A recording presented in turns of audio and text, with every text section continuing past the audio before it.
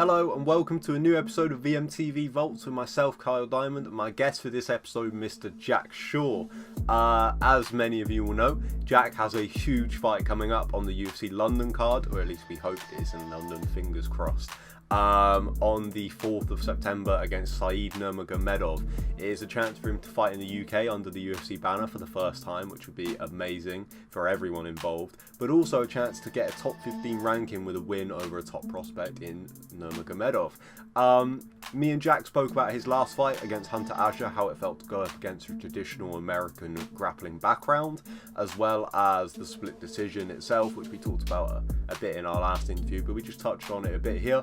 Obviously, we talked about the fight with Nurmagomedov and the implications of a win, and I also asked him about his new nickname, the Welsh GSP, and how that came around. I'll let the man himself tell you all about it, Mr. Jack Shore. Okay, so I want to start with the last fight, the Hunter Azure fight. First of all, how much reflecting have you done on that fight? Because it only hit me this morning when I took a look at your record, and I was like, that was a split decision. I thought I remember that being a lot different than it is. So how much have you watched that back and learned from it?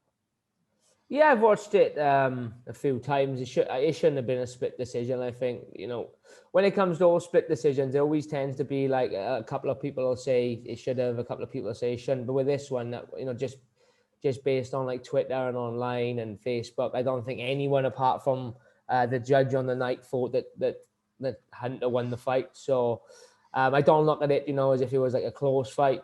But I've done a lot of reflecting on it. Yeah, these things I could have done better. These things I done really well. But I haven't. It's not like I haven't dwelled on the fact it was a split decision. I mean, if it was a close fight, look, I'm a realist. I'm more than happy to say, look, it was a close fight, but it was never a split. But there you go. That's Vegas judging for you. Yeah, the thing that I find really interesting is, I mean, first of all, I don't really get to talk grappling with many UK fighters that I interview.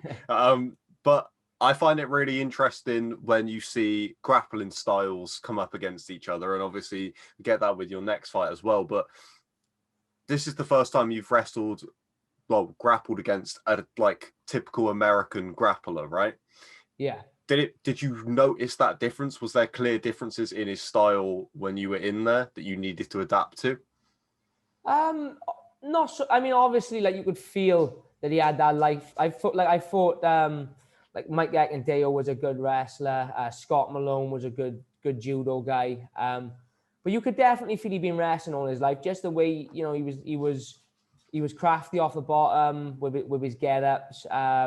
He was strong in the clinch, in the upright clinch. But I didn't feel out of depth. I didn't feel like he was going in there expecting him to maybe have the wrestling edge and me have to rely on my defensive wrestling a little bit. But when we started sort of linking up and exchanging attacks and defense, I felt levels above him in the wrestling, which was a good confidence booster to think, this guy is 3-time NCAA champion or college champion, something like that. I don't know the ins and outs of it, but he's got multiple wrestling titles. He's known for his wrestling. Sort of go in there and just ragdoll him, was a big confidence booster for me. And if I can do it against someone like him, there's not going to be many in the division that I can't take down. Yeah, because I'm always curious, because obviously UK grappling is very our brand of wrestling is very adapted from the US one, but obviously there's a lot there are some differences, and there's always been this thing with UK MMA that you need to go out to the US to get that wrestling experience in and stuff like that. So I'm just always curious about how it matches up. Apart from the fact that you could feel that he had been wrestling a long time, was there anything that surprised you about his grappling style? Look, the only thing not surprised me, I sort of was expecting it, but his style of wrestling is purebred freestyle wrestling, whereas my style of wrestling is adapted. It's MMA wrestling.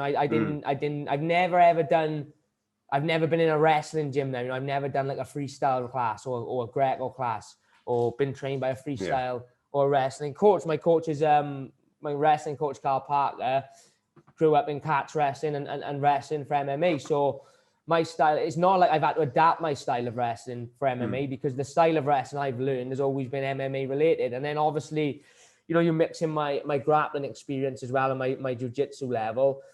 I think that sort of factored into my wrestling game a little bit as well. Like when I'm looking for takedown, I'm straight away working for position rather than, you see some traditional American wrestlers, then they sort of get a takedown and they're happy to just sit there and sort of wait for you to move. Whereas when I wrestle and get a takedown, I'm constantly on the offensive, constantly trying to improve position. So that was like the difference. I think if I watched it back like from a neutral standpoint then, and it wasn't as if I wasn't watching myself, I would probably think, look, that you're looking at a guy here who's a wrestler and a guy who's an MMA wrestler.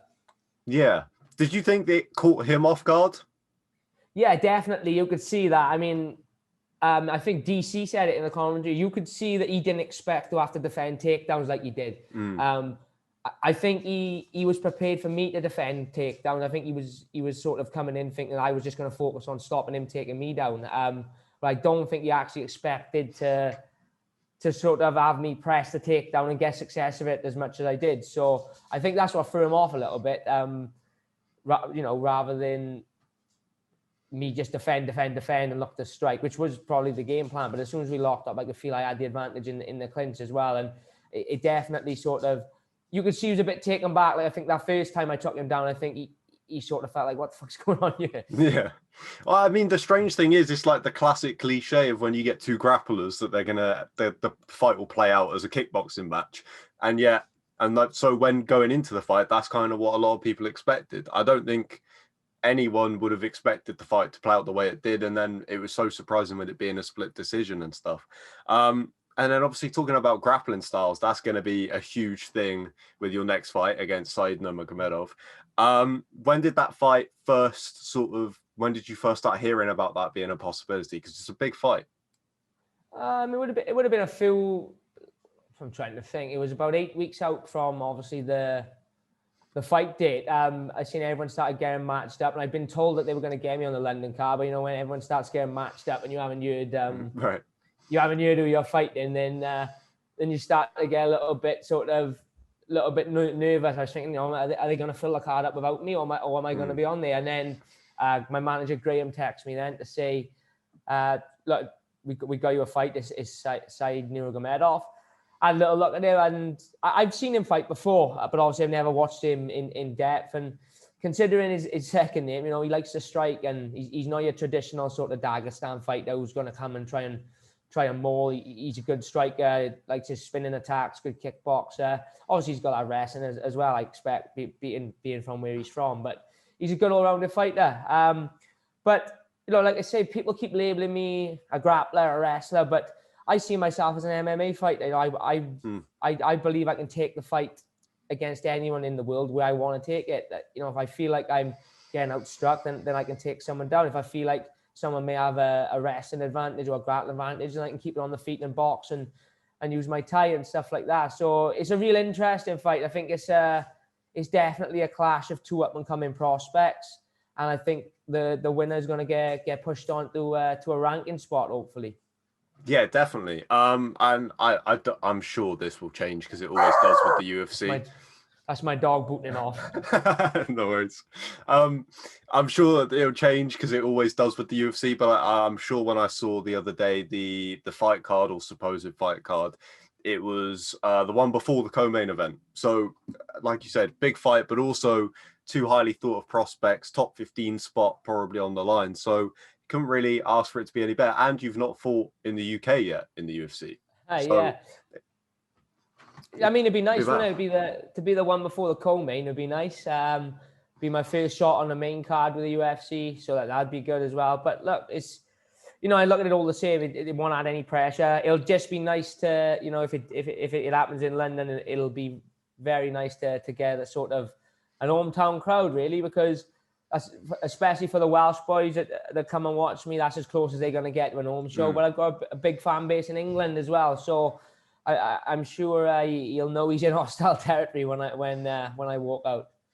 Yeah, because obviously, like I said, you haven't fought in the UK yet, and that fan base was there from the Cage Warriors days, and it's just built and built and built. So it feels weird to think that you haven't fought in the UK yet in the UFC, because it's almost just like, well, you're like one of the biggest fighters here now. So it just feels like that box has already been ticked. It doesn't feel like it's necessarily like missing, but also, like I said, it's just a no-brainer, this fight, I would imagine.